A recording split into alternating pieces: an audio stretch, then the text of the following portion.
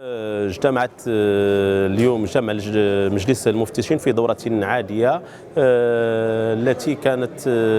إطار لمناقشة كل القضايا التنظيمية والتقييم المرحلة السابقة وكذلك الاستشراف أفق العمل المستقبلي، انطلاقا من التأكيد على أن قرار الانسحاب من الحكومة الحالية هو قرار لا زال قائما، وأن مسؤولية كل مفتشي الحزب وهياكل الحزب وتنظيمات الحزب أن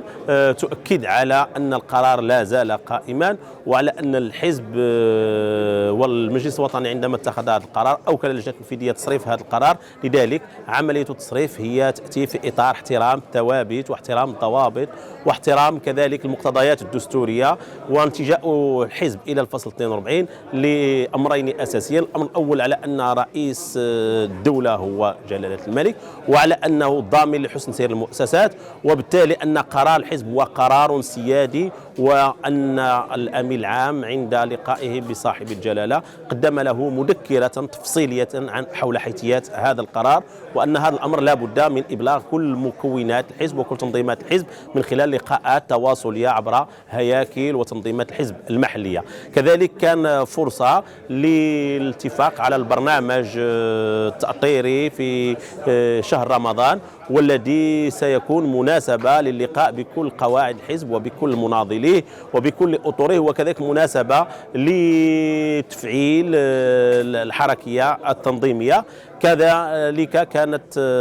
هذه فرصة لمناقشة كل القضايا التنظيمية المتعلقة بتجديد هياكل التنظيمات الحزبية، المنظمات الموازية وهيئات الحزب، وكذلك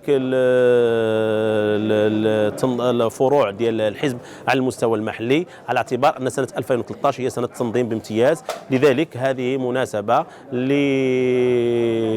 لمناقشة كل القضايا وكذلك التنظيمية المتعلقة بالمفتشيات وبالأقاليم وبالفروع، وكذلك كانت فرصة لاستماع قيادة الحزب إلى مفتشي الحزب حول القضايا المحلية والإشكالات التنظيمية، وتم الاتفاق على تسطير برنامج